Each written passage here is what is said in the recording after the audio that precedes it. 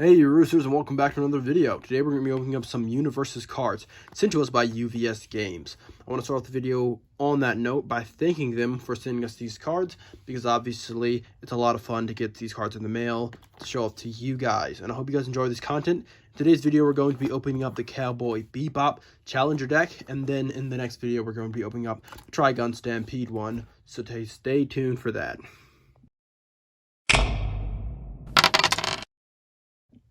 UVS Games didn't just send me these cards, they also sent me an offer for you guys. If you guys are interested in finding places to play Universus with the different communities, different tournaments, and stuff like that online, or also in your local area, then go sign up for UGN if you haven't already, Universus Gaming Network. And when you do sign in to that website, make sure you let them know that it was I, Universus, who sent you by going down and making sure let them know that I was a content creator and then putting in my name. When you do that, you'll get 50 loyalty points. I'm not exactly sure if they're still called loyalty points or not, but I'll have the name of the new points up on the screen if they're not called loyalty points. But when you do that, loyalty points will allow you to get free promo cards and free other types of cards to basically reward you for playing their game. And there's, of course, other ways to get these points throughout using the app in the service that you'll be able to get other free cards as the days go on. But that being said, let's get into the unboxing. So opening up the Challenger deck, it's much like the Clash deck that we unboxed in the past, which of course I have to thank UVS Games for sending us that too, because it was a nice gift. It comes with this collector's booster pack. We'll have alternate art cards in it for this Challenger deck. Now this doesn't have a tie-in booster set, right? So there's no other really booster packs that come with this. You buy the set and this is kind of all there is. I'm destroying this box in hopes to get to the goods, man. I'm absolutely shredding it for the treasure. So in a Challenger deck, you're going to get a fully playable 60-card Universus deck with two different choices of a main character to play as. And so what is going to give you a lot of options to use this deck right out of the box. And you don't really have to worry about that. Not to mention, when you buy the Challenger deck, you're going to get this cool collector bot pack, which we're going to open later on. And so there's going to be even more ways to make sure that you got something amazing and special. Before we actually look at this, I actually want to see what this is. I'm not exactly sure what this is. It seems to be like, oh, wow. It's actually really cool. So it's kind of just a little, like, checklist almost of things you can get in the things that are going to come in this deck. And then also, this seems like some of the things you can get in the collector's pack, which has 6 cards, I believe. It's going to have 1 card that's a rare, 2 uncommons, and 3 commons. And so it's going to give you some cool cards to change out some of the cards in this deck with more blingy and cool special looking cards. Anyway, that being said, let's take a look at the first main character. We have Spike, Bounty Hunter. And so it's a very aesthetically pleasing character card, in my opinion, just the way the art is on the card. He has the earth, life, and water symbols. He's a 29 health 6-hander. And so, as you can tell, they did away with the numbers. It's no longer Spike 1, Spike 2, Spike 3. They moved on to titles, which is a lot of other games do this to denote different versions of a character. And although the numbers were fine before they had the dot symbol system, but I think this is also pretty cool too. It's going to make it a lot easier for you to know who people are talking about. You won't say Spike. Instead of Spike 3 dot or Spike 3, now you can say Spike Bounty Hunter, right? So he has an enhance, flip 1 foundation. If this attack deals damage, draw a card.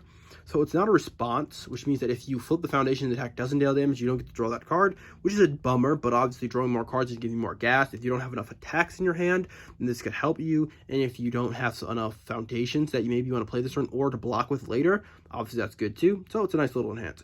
The other enhance is your attack gets +1 speed and +1 damage for every 3 face down foundations in your stage. So obviously this ability gets a lot better with this ability, because obviously now you're going to be able to power up this second enhance by using this first enhance whether the attack deals damage or not, and then the draw is just an added bonus.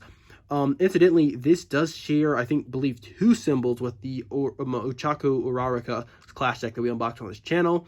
And so using that deck in this deck, you can probably make a pretty powerful deck, because that deck likes to flip down foundations and get effects for doing so. And now this character does this, and it's this whole thing. So obviously, you buy that deck in this deck, you can gain some cool things out of it. Then we have Faye, Queen of Hearts. She's a 7-hander, 21 health. And so she has an enhance here Flip 1 foundation, and this attack is +1 and -1 damage. Then here's a response, commit after your attack deals damage, add the top card of your discard pile to your hand. So she's also flipping cards and gaining abilities for doing so. Like I was saying, she can also work in with the same cards as Spike, because obviously these are both options to use with this same exact deck. So obviously their abilities aren't going to be too different. In concept, not really in execution, because obviously they're different abilities. But anyway, she also, the second enhance really allows her to also gain benefits from their attacks dealing damage. And then you can also do something that's not really that common, which is getting cards from your discard pile and putting it into your hand in Universus. It's really common in other games, but not so much in Universus. It's a really cool ability. Also, incidentally, you can see here they both have focus. They both have they share 2 of their 3 keywords, but obviously they're not the same. So there's obviously some things you can do with him that you can't do with her when deck building with these characters. But for the purpose of this deck, they both can use this deck because they share 2 out of their 3 keywords. So right off the top of the deck, we have Space Slam, which is going to be an action card. I think it's really cool to include an action card in this deck, because action cards aren't that prevalent in the game in general, and they're usually not included in starter decks at all. So the fact that it's being included into this Clash deck and this Challenger deck really promotes the idea that this is really trying to create like a whole set experience in one single deck. Anyway, so it's a 3 difficulty, 2 high, 4 commit, 4 check, first enhance if there's 10 or more face down foundations in both players' stages combined. This attack is unblockable in the enhanced step, and also on your rival's turn you can remove it to ready 3 face down foundations. Absolutely amazing card in any deck that, well, maybe not, I'm not going to say it's an absolutely amazing card, because you need 10 face down foundations between both players, but you can get there, and when you do, you can get some pretty darn good effects from playing this card here. And it's also an ultra rare, but there's no booster pack, so everybody's going to get the same card, but it has that ultra rare layout, which makes it really look cool and shiny. I like that card. And then we have Ian, I think that's Ian it's pronounced.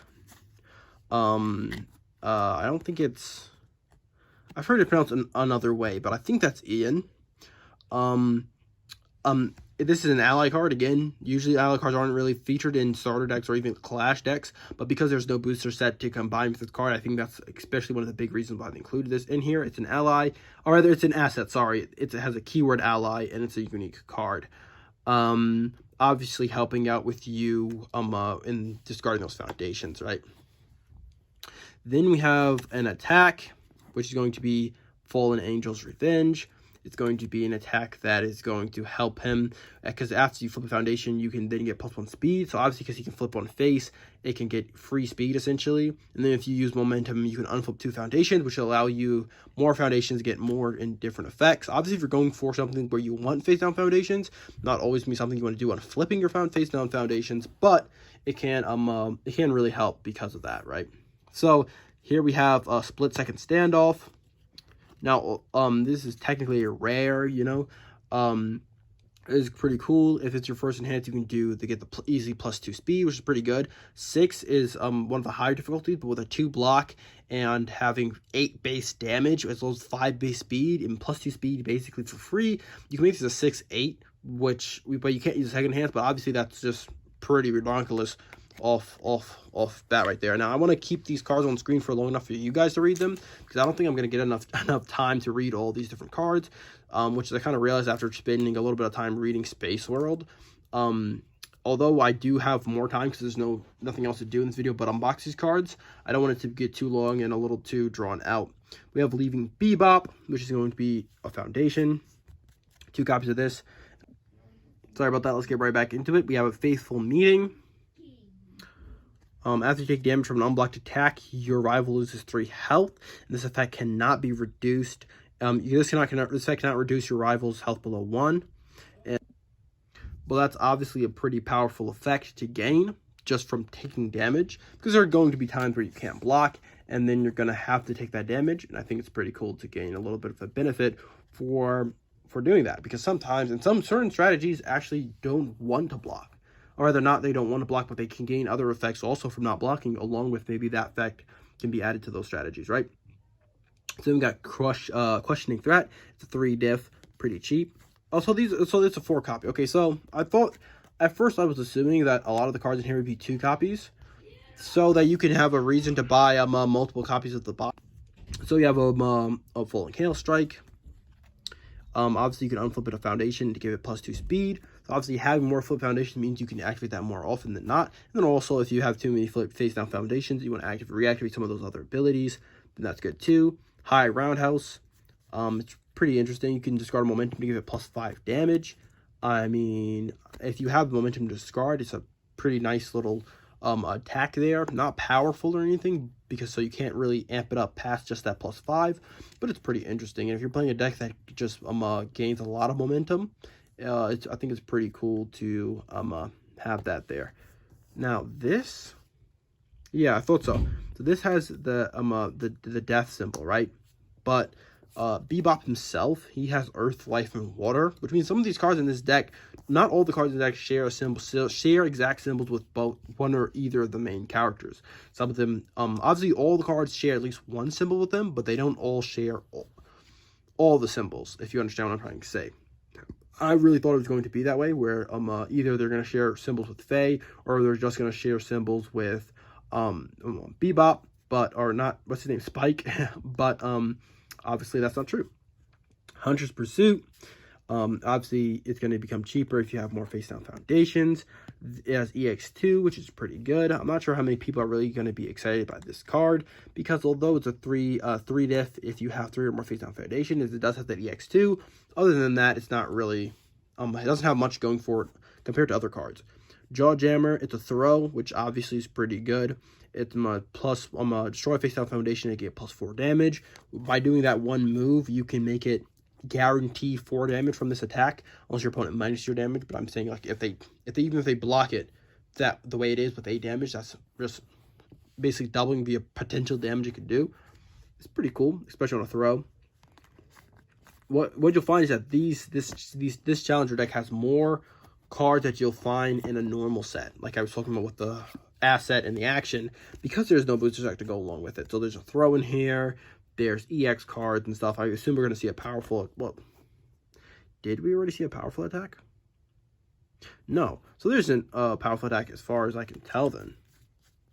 Yeah, but there's some cool stuff in here that it gives it more complete options to the deck, I would say. Here we have Never Ending Dream. You can destroy it and your attack will get +4 damage. Just a simple card, nothing crazy or anything, nothing that exactly only screams this strategy. Fast Friendship. You can flip it to gain some the defensive minus speed. Get 4 copies, that's pretty good. Then you can then we have Fully Awake.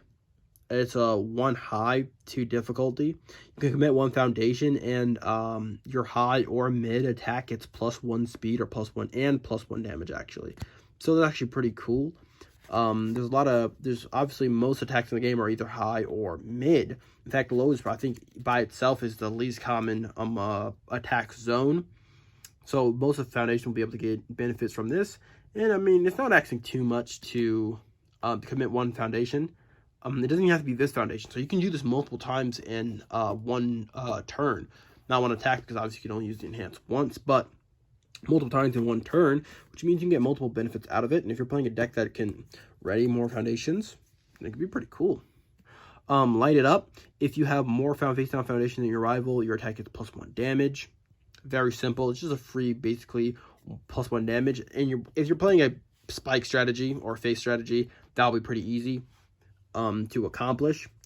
Nothing Like Andy. After you block with this card, you remove it. That's interesting. So it's weird. I mean, there's nothing really entirely amazing about blocking with this card over some other cards in the game. It's only a 2 mid. So after you block with this card, remove it. That's weird. I mean, not something I expected to see, because, like I said, there's not exactly anything special. It's not a 0 difficulty mid, a 0 block modifier mid. So it's really weird that it has that effect. But other than that, the stats are pretty good. 2 is not bad. 1 is not bad. 1 difficulty and 5 check. Sing For Me. Discard 1 momentum, gain 2 health, draw 1 card. Commit, discard 1 momentum, gain 2 health, draw 1 card. With 3 low block modifier there. So yeah, gaining 2 health is pretty good. I mean, I wouldn't say it's an amazing card because of you have to commit it and discard a momentum, but the card draw and the health gain, because it doesn't say or. Sometimes these things say or and I miss it, or they say and I miss it. Yeah, it says and. So yeah, pretty cool. We have a skeptical. You're gonna get a tenacious flip after you flip a foundation. Ready this foundation, so you can commit it, use it for a check. When you use your abilities on Spike, you ready this baby back up. Obviously, because you can't use any ability more than once per turn unless it says so. You're not gonna be able to spam that, but it's a pretty cool ability. And finally, probably the most exciting card out of the bunch, right? We get 4 copies of Syndicate Target. And I think this is one of the coolest cards that came out of the set because it's a 6 check, 0 difficulty, 0 block modifier card. And after you play this card as a block, you lose a health. So obviously, just like this card over here, there is a negative for playing this card as a block. I'm playing this card for what it's good for, really. But still, I think this is an amazing card and a benefit to its symbols, right? Because 0 difficulty, sometimes you need 0 difficulties in your deck. 6 checks, sometimes you need those in your deck, especially if you're playing 2 checks and you really want to be able to say, well, if I'm going to some of the times miss, I really want to some of the times hit, right? And then it's a 0 block modifier, which is just absolutely phenomenal. You really don't see too many of those. Obviously, it's the best it can get because I don't think negative block modifiers even exist to begin with. So that's all the cards you get in the Challenger deck. Some are really big hits for me, like this one. Whether it's going to be incredibly competitive or not, I believe it's just a really good option to just have, especially if you're buying this Challenger deck as a starter deck of sorts, because it's maybe one of your first outings into the game, right? So, you ready for that? This is a great card to have in your collection. There's some cards here that I think everybody probably is going to want to own. So I definitely advise you picking it up. I think the biggest thing here is that if you're a Cowboy Bebop fan, there's more cards in the game for you. Because don't forget, there was a Cowboy Bebop set in the past, but this is going to be something for you guys again, so you guys get more cards. I'm not personally a Cowboy Bebop fan, but everybody has their own thing, right? Okay, here we go. To end off this video, we get to open up this cool collector's booster pack, right?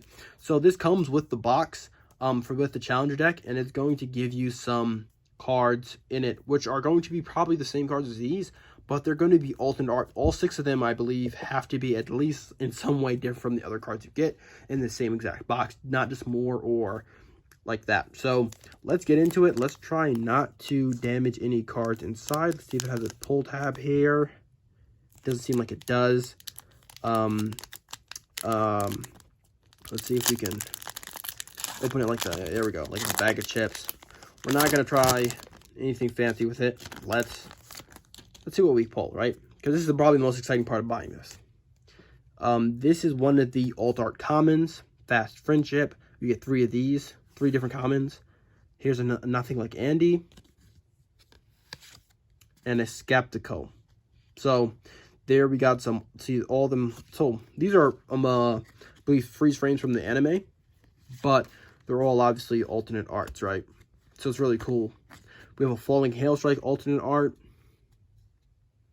That's one of our uncommons. Our other uncommon is going to be an alternate art High Roundhouse. So we got the kicks going on here. And then finally we get the alternate art ultra rare of Fallen Angel's Revenge. So it's like a really close-up of his face in the Battle of the Gun, compared to obviously this one, which is a little bit further away. Obviously this one's the better one in my personal opinion, because just the way it's like the cinematic of it all, the close-up on the gun. This one's a little more plain. So yeah, that's pretty cool. Would I have loved to grab or to pull the alternate art character card? Yeah, I would have loved to got that one. I think this alternate art character card of Spike is better than the one that you get, that you could get of Vash, but nonetheless, I believe the alternate art ultra rare is obviously cool to get. That's going to be the collector pack. If you guys enjoyed this video, don't forget to subscribe. I do want to make more Universus content. I just haven't gotten the time because I'll be making my my own card game on the channel, right? But we will be doing a battle between these two decks. So if it's out by now, by the time you're watching this video, go check out that battle video. If this second unboxing is out by the time you're watching this video, go check that out. But otherwise, check out some of my other Universus content, such as my jet burn opening, or maybe some of the other things that I have up on the channel. And I hope to see you guys next time for some more Universus.